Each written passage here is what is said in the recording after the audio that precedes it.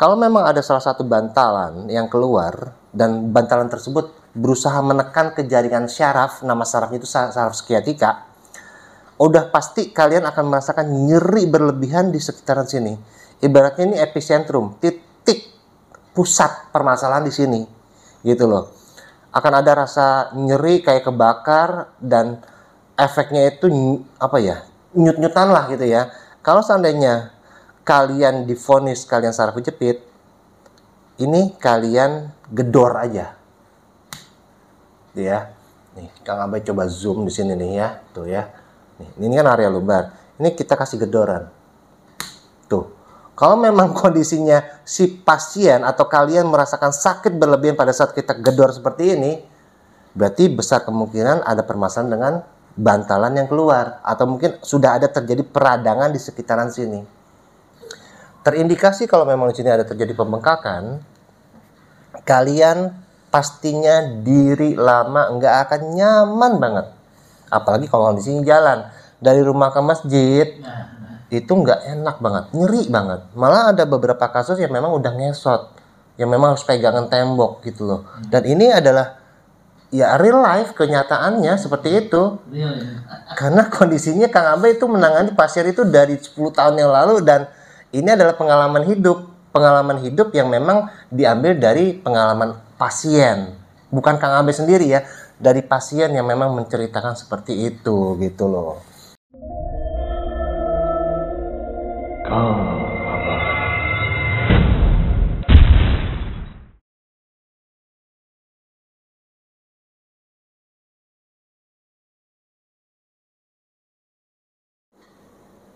Oke, ini Pak Saprudin dari Batu Ceper, Tangerang.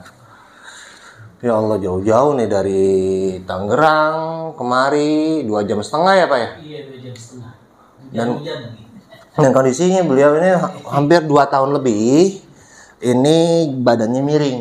Ya tadi Kang Abai nggak coba lihatin di awal ya, tapi ya, ini ada langsung orangnya, jadi nanti teman-teman bisa dengar sendiri cerita dari beliau. Ini 2,5 tahun, ada 2 tahun yang lalu ya? Iya. Beliau jalannya miring dan posisinya ini ada dibiarkan, jadi ada pembiaran, sehingga yang dulu awalnya cuma masalahnya di pinggang, tapi sekarang ini udah menjalar sampai efeknya kebas teman-teman. Efeknya kebas, ada rasa nggak nyaman sampai ke bagian jari-jari kaki, sampai ya itu dia, anunya nggak bangun. Ya bener ya? Tuh, nggak bangun teman-teman. Itu gara-gara ada ya penyakit yang dibiarkan. Ini Kang Abai coba telusuri ya. Ini baru kali pertama beliau datang. Nanti kita lihat permasalahannya di mana aja. Insya Allah nanti ketemu permasalahannya. Ya kalau memang permasalahannya, diagnosanya udah ketemu, tinggal tindakan yang kita berikan tepat atau enggak. Kalau memang tepat, insya Allah cepat ada perubahan gitu ya. Oke, ini kita masuk ke bagian sisi Achilles tendon. Di bagian Achilles tendon ini kita coba cek tadi sampai ke bagian sisi gastrocnemius. Ini ada masalah di bagian sisi gastrocnemius. Ya mungkin secara istilah medis teman-teman bingung ya. Gastrocnemius itu apa? Ini betis teman-teman. Jadi betis itu secara anatomi itu dia terbagi menjadi 2, di bagian sisi dalam sama sisi luar sini. Ini kita coba cek secara keseluruhan. Karena apa? Karena ya pada saat kalian berobat ke dokter, penanganan untuk jaringan otot itu mungkin itu terlewatkan. Betul. Mungkin pada saat kalian berobat, kalian mengeluh kesah ke dokter. Betul. Terus kalian cuma diminta untuk di ronsen. Dari hasil ronsen mengatakan kalau memang tulang belakangnya bermasalah. Nah, kondisi kalau kalian jalannya miring, itu kemungkinan ya itu lebih mengarah ke jaringan otot. Beda kasus kalau memang skoliosis ya. Kalau skoliosis itu tulangnya berbentuk S. Tapi sangat-sangat jarang kalau memang skoliosis itu terjadi di bagian area lumbar ya, kebanyakan di bagian torak. Di bagian torak itu di bagian punggung ya. Pokoknya tulangnya itu akan berbentuk huruf S. Nah, kalau badannya kita miring tapi tulangnya itu masih lurus, itu lebih mengarah ke jaringan otot. Otot yang bermasalah itu di bagian sampingnya area lumbar. Namanya longissimus thoracic dan ilia costalis lumboris. Nanti teman-teman bisa lihat animasi yang Kang Abai coba tampilkan ya. Biar teman-teman tuh paham. Oh, ini permasalahan saya nih lebih mengarah ke jaringan otot, bukan ke jaringan syaraf. Kalau diagnosanya hanya sebatas oh misalkan dokter mengatakan oh ini syaraf kejepit gara-gara tulang belakang. Kalau memang cuma sebatas itu doang sih enggak masalah. Tapi kebanyakan kasus-kasus orang yang sakit di pinggang, tulang belakang disalahin, tapi ada penekanan harus diambil segera tindakan operasi, dan itu yang sangat-sangat perlu difikirkan matang-matang ya. Kalau memang dokter udah mengatakan operasi, itu ya 1000 kali kita harus pikirin deh. Bukannya apa-apa, dokter nggak pernah yang namanya ngeraba di bagian hamstring, di bagian paha belakang ada masalah atau enggak, di bagian paha samping ada masalah atau enggak, di bagian panggul ada masalah atau enggak, ya obat aja gitu kan. Dan yang parah-parahnya yaitu dia, kalau memang kondisinya ada permasalahan di bagian sini, tulang belakang nggak ada masalah, tapi ternyata tulang belakang yang disalahkan dan harus diambil tindakan operasi, itu kan udah bahaya banget ya, udah salah diagnosa, salah tindakan pula, itu yang ngeri. Dan ini kita coba telusuri. Ini di bagian sisi gastrocnemius. Nah, di antara sisi gastrocnemius itu ada jaringan saraf tibia. Kalau memang kondisi saraf tibia dia bermasalah, otomatis kaki kalian akan mengecil, abis, ya, kempes. Dan posisinya di bagian trigger point sini, titiknya ini dia akan hilang. Jadi kalau seandainya kita di jalanan itu udah kayak polisi tidur, kayak ada lubang di sini, legok nih di sini nih. Nah, ini posisinya masih aman gitu. Kita masuk ke bagian sisi paha belakang di bagian hamstring. Ada 3 jaringan otot yang memang kemungkinan beliau ada permasalahan di sini. Tapi kondisinya nggak terdiagnosa dengan baik ya. Nih di sini nih ya, di bagian paha belakang. Kita coba alihkan ke sini aja biar enak. Nah, di sini teman-teman ya. Ini di bagian paha belakang. Kalau misalkan teman-teman tahu channel saya dari dulu, ya mungkin udah paham ya. Udah paham jaringan apa namanya di sini ya.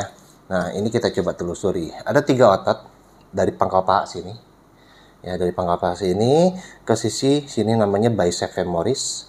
Sisi sini ke sisi dalam namanya semitendinosus. Ini semimembran. Bicep, semitendinosus, sama semimembran. Kita coba cek. Relax, Pak. Lemesin. Ini bicep femoris. Nah, di sini dia ada sedikit spasme otot. Suka nyampe berak-berak kalau itu, Pak. Oh gitu. Antara berak, buang air kecil, sama buang gas. Kalau udah jadi antara 3 itu aja. Kenapa? Kalau udah jadi. Iya. Wah, semitendinosusnya yang beliau bermasalah. Nih, kalau posisi giniin, tuh. Dia kayak apa ya? Kayak bergerenjel gitu ya. Teman-teman mungkin nggak bisa melakukannya sendiri. Dibutuhkan bantuan orang rumah ya. Posisinya nanti kalian lihat animasi, ototnya, jalur ototnya itu yang harus kalian coba cek. Nah, dari sini, nih, dari sini nih, dari sisi dalam namanya semitendinosus. Tuh. Ceduk tuh di sini. Kalau memang tepat sasaran tanpa ada penekanan berlebihan pun juga si pasien tersebut akan merasakan sakit banget, nyeri gitu. Ini semitendinosus dan ini semimembran. Nah, semimembrannya aman, berarti dari ketiga otot yang ada di bagian paha belakang untuk pasien Kang Abai saat ini ya Pak Saprudin, ini cuma di bagian bicep dan semitendinosus. Ini kasusnya lebih mengarah ke jaringan otot, bukan jaringan syaraf ya. Ini permasalahannya lebih mengarah ke jaringan otot. Terjadi ketegangan, tapi otot ini akan bisa memendek, makin lama makin berbahaya kalau dibiarkan. Hamstring ribetnya. Ini kasusnya cedera hamstring. Kalau memang sudah menimbulkan efek nyut, nah itu berarti sudah cedera ya. Tapi kalau memang kasusnya dia belum kondisi senut-senut, berarti dia kasusnya belum cedera. Dari sisi sini kita lihat di bagian sisi paha samping. Relax, Pak. Lemesin. Kita coba tekuk lagi. Nah, seperti ini. Nah, kita lihat di sini nih teman-teman ya, di bagian sisi paha samping ada jaringan otot namanya vastus lateralis dan iliac tibial band. Kita coba lihat. Kita melakukan teknik perabaan dengan menggunakan telapak ya. Kita coba arahkan ke sisi atas lurus. Nah, kalau memang kalian menemukan kayak polisi tidur, nih seperti ini, tuh, ya, tuh, dia kemungkinan dia ada permasalahan. Permasalahan yang dirasakan pada saat mereka jalan lama nggak akan kuat, diri lama juga nggak nyaman banget gitu ya. Nih, dan efeknya bisa mengakibatkan efek kesemutan di bagian telapak kaki. 2 jari, jempol sama telunjuk kaki, dia bisa lengket. Itu yang ini udah. Nah, itu yang sebelah kiri udah. Kalau pakai sendal aja udah setul aja udah. Tuh kan. Nah, itu yang perlu kalian pahami. Kalau yang kanan bayangin dia itu belum seberapa. Tapi di sini udah ada mulai gejala. Jangan sampai dua-duanya kena. Gitu ya. Ibaratnya kalau memang ada permasalahan di bagian sisi paha samping, tapi ternyata tulang belakang yang disalahkan, itu yang sangat-sangat Kang Abay nggak setuju. Apalagi kalau kondisinya harus segera diambil tindakan operasi gitu. Itu bahaya banget teman-teman. Tapi ya memang nggak semua dokter mengatakan seperti itu ya. Hanya oknum yang Kang Abay bilang gitu ya. Hanya sebatas beberapa oknum yang mengatakan seperti itu. Tujuan mereka apa? Tujuannya aja ada untuk mencari duit, untuk mendapatkan keuntungan buat rumah sakit tersebut. Nih, di bagian vastus lateralis dan iliac tibial band. Tuh ya, nih di sini nih. Dak, tuh di situ. Dak, tuh di situ. Teman-teman mungkin bisa ngelihat ya posisinya. Nanti Kang Abay zoom ya, tuh di situ. Nah, dari sisi sini nanti akan menjalar sampai ke bagian sisi luar betis ya. Kang Abay coba ini. Nah, nih sampai ke sisi luar betis. Di sini kan ada namanya tulang fibula ya. Ini kepala tulang nih, dari sini sampai ke mata kaki sini namanya tulang fibula. Nah, rasanya itu nggak nyaman banget, nyerinya minta ampun di sekitaran sini. Dan ini yang bisa mengakibatkan efek kalian kebas. Karena bisa kategorinya ada permasalahan selain tulang. Di sini juga ada namanya saraf fibula atau saraf peroneus namanya di sini. Ini harus kita coba telusuri, berasal dari akibat permasalahan yang ada di bagian sisi atas sini. Tuh, gitu. Oke, lurus. Jadi kondisinya kalau memang ada kasus di antara kalian semua yang memang pada saat kalian berobat, kemudian kalian sudah divonis harus diambil segera tindakan operasi, saran Kang Abay, pikir matang-matang. Ya, kalau memang kalian deket dengan klinik Kang Abay, sok yuk kita coba periksa sama-sama. Moga-moga memang permasalahannya itu nggak mengharuskan kalian dioperasi, gitu ya.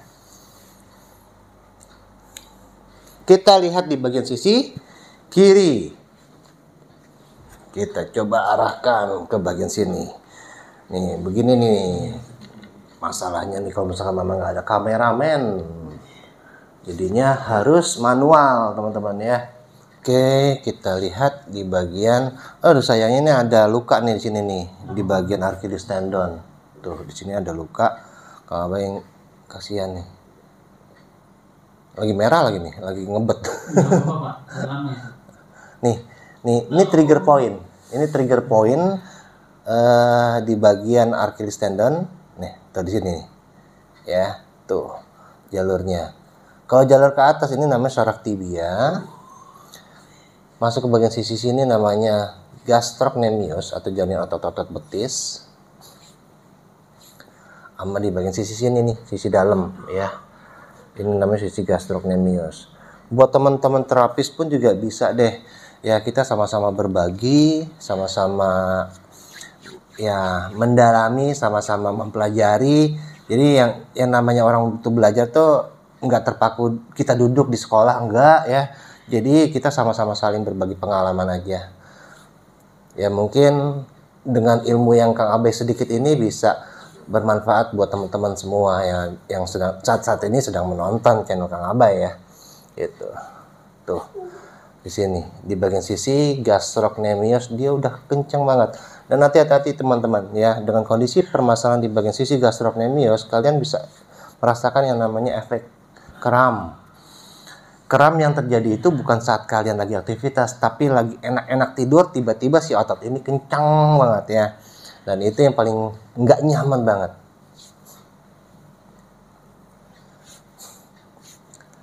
Tuh di sini.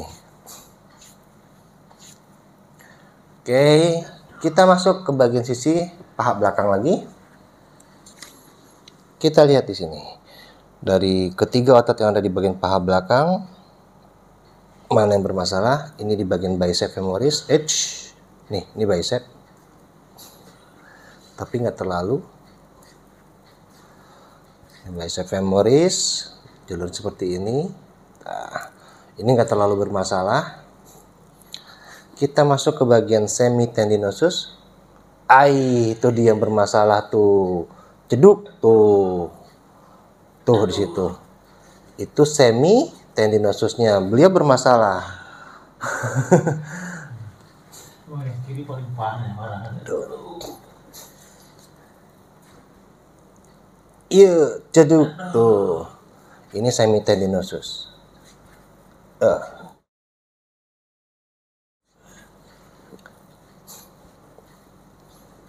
Tuh di bagian semitendinosus beliau ada permasalahan. Nah, dari diagnosa yang tepat, insya Allah kalau seandainya tindakannya tepat, biasanya akan ada perubahan. Nah, perubahannya itu yang Kang Abai nggak tahu, apakah dalam waktu 1 minggu ke depan, apakah 2 minggu ke depan, apakah di terapi yang keempat, apakah kelima, itu yang Kang Abai nggak tahu. Tapi intinya diagnosanya udah tepat duluan nih ya.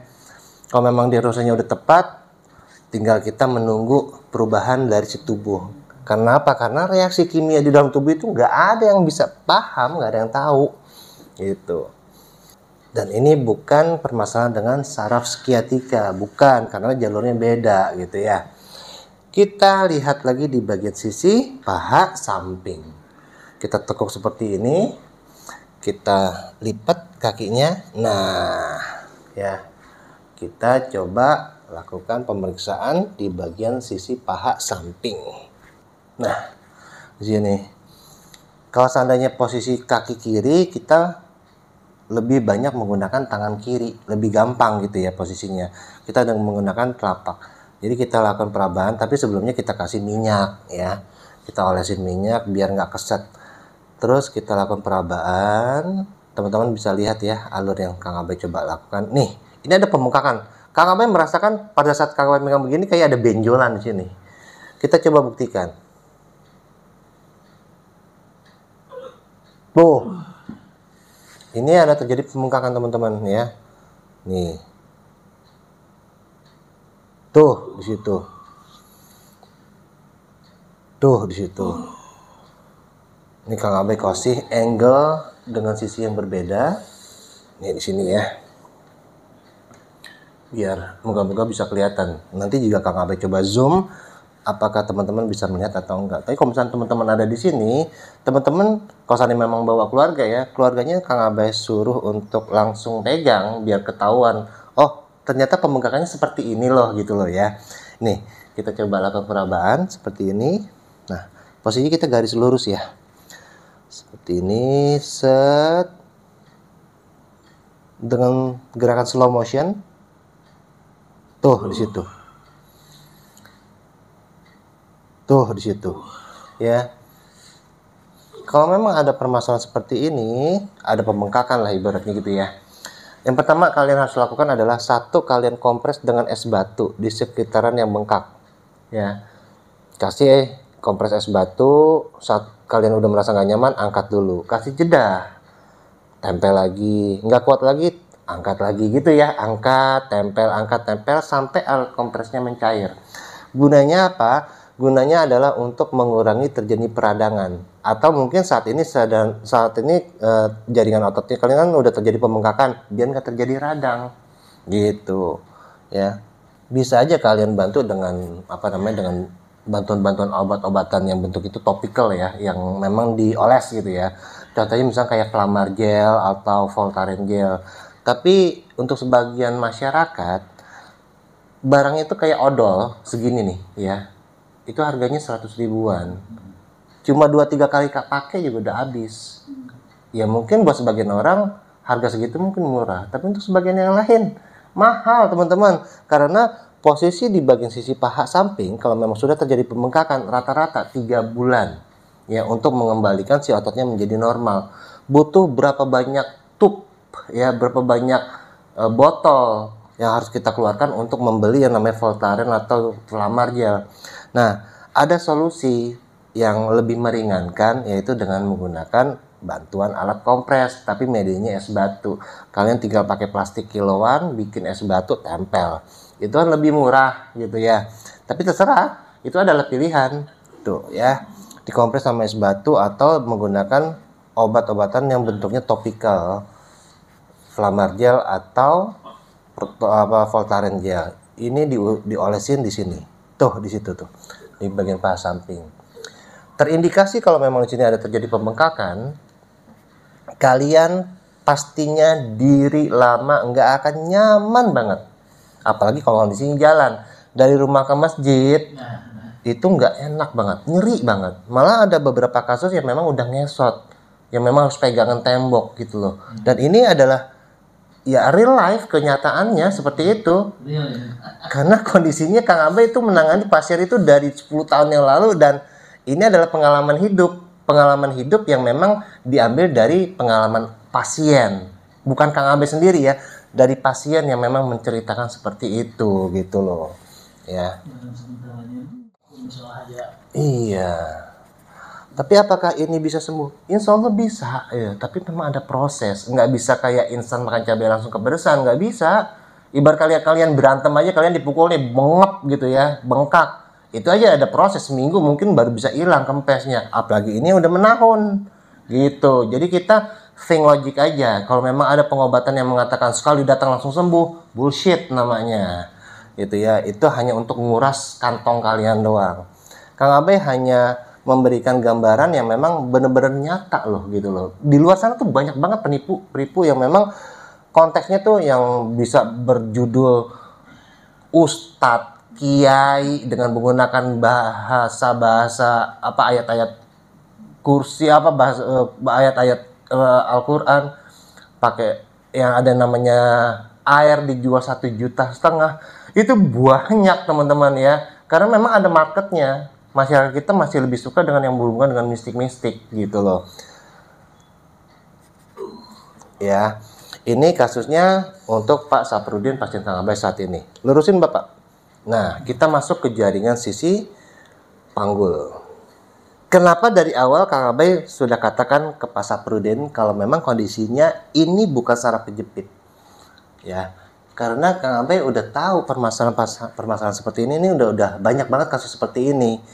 Kalau memang kondisinya saraf kejepit, nih di area lumbar, ya kalian pasti paham lah, yang punya dibilangnya saraf kejepit sama dokter pasti paham yang namanya area lumbar di mana gitu ya.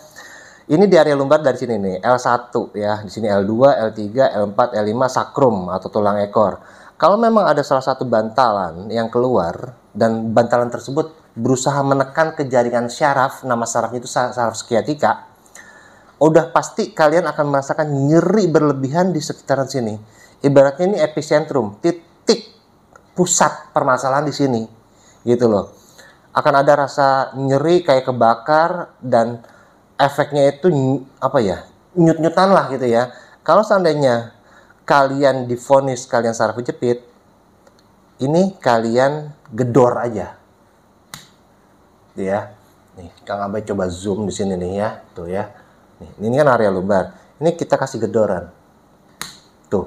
Kalau memang kondisinya si pasien atau kalian merasakan sakit berlebihan pada saat kita gedor seperti ini, berarti besar kemungkinan ada permasalahan dengan bantalan yang keluar, atau mungkin sudah ada terjadi peradangan di sekitaran sini. Tapi kalau kondisinya nggak ada permasalahan, ibaratnya digedor begini Bapak nggak sakit nggak Pak? Permasalahan si pasien itu nggak dari tulang belakang. Jadi jangan apa ya, jangan dikasih penekanan ke permasalahan di sini. Oh, Bapak bermasalah dengan saraf kejepit, Bapak harus diambil tindakan operasi. Aduh, itu udah salah banget gitu ya. Itu kasusnya banyak pasien-pasien Kang Abah yang seperti itu ya. Atau teman-teman bisa lakukan penekanan ke jaringan sekitar area lumbar. Ini ruas jari, kita coba tekan seperti ini ya. Kita tekan pada saat di bantalan yang bermasalah. Kalian itu nyerinya minta ampun. Tapi kalau nggak ada, berarti memang permasalahannya bukan dari tulang belakang gitu, khususnya di area lumbar. Terus permasalahannya di mana? Nah, permasalahannya itu yang memang harus kita coba telusuri. Kita mapping mulai dari bawah ya, dari sisi kaki-kaki sampai ke bagian sisi panggul, mau sampai ke bagian sisi leher, nanti kita coba cek gitu ya.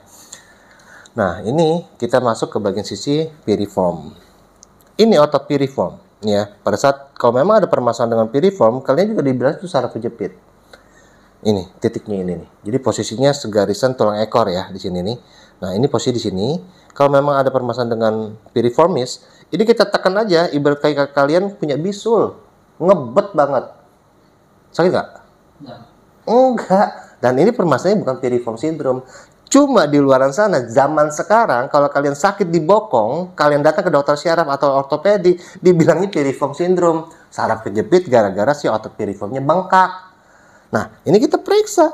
Kalau memang kasusnya memang dia nggak sakit, berarti kenyataannya bukan dari sini. Kita naikin lagi ke atas. Ada namanya gluteus group. Ada gluteus medius, minimus, ada gluteus maximus. Kita coba telusurin. Nah, di sini kita coba cek. Ini oblik. Obliknya pun beliau ini masih nggak terlalu bermasalah tuh. Nah, kita lihat di sini nih, di bagian longissimus thoracic. Nah, di sini. Nih, di sini nih. Ini tulang belakang, area lumbar. Berapa jari? 4 jari atau 3 jari nih, 3 ruas jari. Ini lebarnya segini, berapa senti saya Kang Abah juga belum nggak mengukur ya. 3 jari dari sini, ini ada namanya otot. Namanya longissimus thoracic. Kita coba tekan di sini. Nah, ini masalahnya di sini, tapi ini belum parah-parah. Kalau udah parah-parah banget, pada saat kalian tekan seperti ini, reaksi yang timbul itu berasa kayak tertet. Nah, disitulah dikatakan si otot itu sudah mulai memendek, dan itu yang kasusnya bahaya. Badan kalian akan miring banget gitu ya. Untuk kasus Pak Saprudin ini belum terlalu berbahaya, dan ini permasalahannya lebih ke LBP kasusnya, bukan saraf kejepit gitu teman-teman ya. Nih tuh, ini di sini nih, ini masalahnya di sini. Ini jaringan otot yang memendek tuh. Ini masuk ke jaringan 100 posterior. Kita coba telusurin semua. Dan permasalahan-permasalahan beliau, kalau memang diperbaiki dengan tepat sasaran, insya Allah nggak harus nunggu 2 tahun nih Pak. Nggak harus nunggu 2 tahun. Nah, untungnya nggak terlalu bermasalah. Memang ada spasmo otot, ada tegang otot. Dan kondisinya kalau memang kena di bagian 100 posterior juga, reaksi yang timbul, kalian nafas panjang, kalian ngebusungin dada, itu nyeri banget, kayak orang kejepit ya, benar-benar kehimpit gitu, kayak ditusuk. Tapi posisinya saat ini beliau belum gitu bermasalah di sini. Kang Awe pernah ngerasain di sini nih, gara-gara ngangkat pasien. Pernah ngerasain, mau ngebungkuk sakit, ngebusungin dada sakit, muter badan sakit. Itu benar-benar sakit banget deh gitu ya, nafas. Kalau begini Bapak bisa pantat bisa kecil nggak? Kempes Ya, bukannya? kempes ini yang sebelah kiri kayak orang kan kempes Pak. Iya. Iya. Enggak, ini belum masuk. Jadi kasus-kasus terjadi namanya atrofi, pengecilan otot, itu bisa karena saraf, bisa karena jaringan sendi. Jadi ada peradangan sendi gitu ya. Misalnya Pak Saprudin ada permasalahan dengan peradangan di bagian sisi ini nih, pelvic ya. Ini efeknya bisa kempes di sini. Piriform kena bisa kempes, hilang massa ototnya, legok gitu ya. Di bagian femur bermasalah, tulang femur nih, kepalanya tulang, panggul, kepala tulang paha atas. Ini kepala tulang ini di sini nih ya. Ini bisa juga mengakibatkan terjadinya radang sendi. Itu bisa efeknya kempes. Tapi saat ini saya coba periksa jaringan otot besar Bapak ini aman. Aman. Cuma masalahnya di sini kasusnya ini LBP. Ini ada low back pain, jadi ada permasalahan dengan jaringan otot yang saat ini dia tegang, belum memendek, belum. Kasusnya belum memendek banget. Ini rib rusuk ya, ada 7 rib. Nah, ini di bawahnya dia ada jaringan otot namanya quadratus lumboris. Nah, di situ. Dan ini kaku, belum memendek. Kalau kasusnya ada permasalahan di bagian sisi kiri, badan pasien biasanya miringnya ke kanan. Kalau permasalahannya di bagian sisi kanan, badan pasien miringnya ke kiri. Kebalikannya teman-teman ya. Tapi kalau memang kedua-duanya udah kena, itu yang sangat dikhawatirkan. Karena apa? Kalau memang kedua-duanya udah kena, struktur tulang yang awalnya begini, nanti berubah jadi flat, jadi straight curve. Tapi ini belum final, sampai akhirnya nanti tulang belakang kalian akan berubah menjadi kifosis, jadi cembung begini. Kalau dengan posisi tulang seperti ini, udah dipastikan badan kalian bungkuk, permanen. Karena apa? Karena tulang itu nggak bertumbuh teman-teman. Kalau memang sudah rusak, ya udah nikmatin aja seumur hidup. Gitu. Mau di lutut, kalian sudah terjadi yang namanya OA, sudah terjadi pengapuran, sudah terjadi pengeroposan, dan sudah terjadi kerusakan, nikmatin aja seumur hidup. Gitu. Meskipun teknologi zaman sekarang itu canggih-canggih, tapi kalau memang sudah terjadi kerusakan, udah nggak bisa diapa-apain.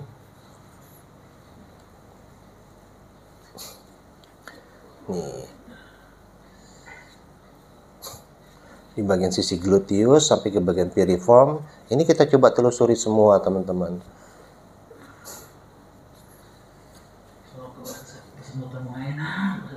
Nggak enak ya, sama sekali nggak enak.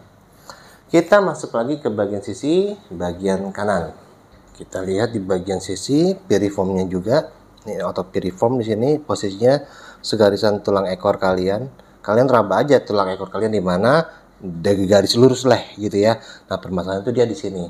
Kalau memang kondisinya kalian tekan begini, kalian nggak merasakan sakit, kayak bisul lagi merah-merahnya tuh ditekan, berarti permasalahan kalian bukan piriform ya. Karena permasalahan di bagian bokong itu banyak, ada piriform, ada obturator, ada gemellus, ada tulang femur, ada gluteus group, ada sacrum, banyak lah ya. Ini kita coba telusuri semua. Nah, ini gluteus. Tuh di sini nih, ini gluteus. Gluteus minimus. Tuh, nggak enak. Kalau udah kena di sini, kena ke bagian tulang panggul atau tulang pinggul, apa ya? Seputarannya si tulang sampai ke bagian depan itu ngilu, nyeri. Tuh, teman-teman ya, nih di sini nih.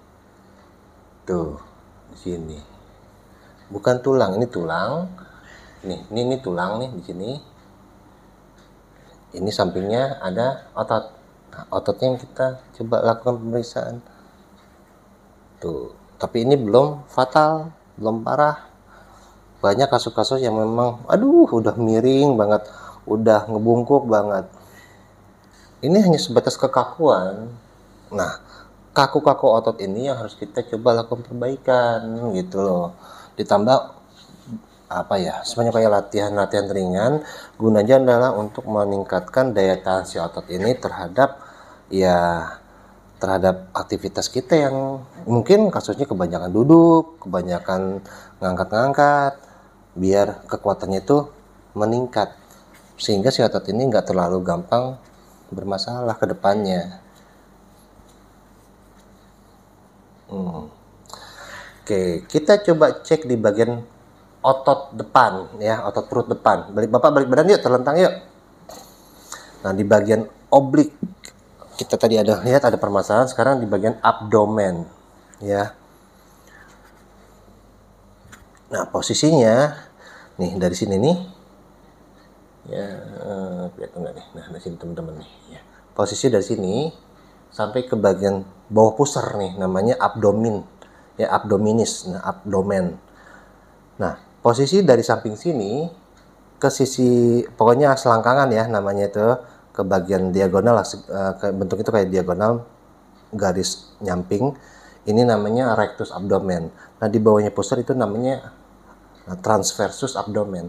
Ini kita coba cek semua. Kita lihat. Kalau memang kasusnya seperti apa ya, orang dulu tuh bilangnya turun berok gitu ya, pastinya nanti akan berasa. Dan disclaimer ya, ini nggak mengarah ke bagian organ perut ya. Kang Abay cuma ngambil 1 layer 2 layer di bawah kulit, nggak sampai ke organ, nggak sampai ke pankreas, ginjal, lambung, itu enggak. Hanya sebatas diusap seperti ini. Kalau memang kasusnya dia ada permasalahan, nyerinya kayak dibeset, kayak kulit kena aspal, teman-teman. Ngerasain tuh nggak nyaman banget. Ini abdomen masih oke. Masuk ke bagian ini nih, dari sini nih mengarah berbentuk diagonal, ini namanya rectus abdomen. Ini juga masih oke.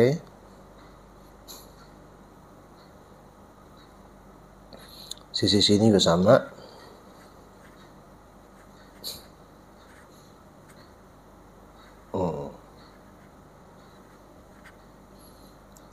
Kita coba kombinasi melalui oblik ya, dari sini nih, dari eksternal oblik dan internal oblik kita arahin ke bagian rectus abdomen sampai ke bagian transversus abdomen. Terus mari tuh,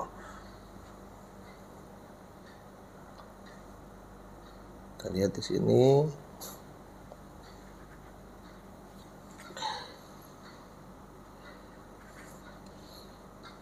Nah, oke, kita dari posisi ini Kang Abay udah bisa tahu permasalahan Pak Saprudin saat ini, dia posisinya permasalahan di mana aja.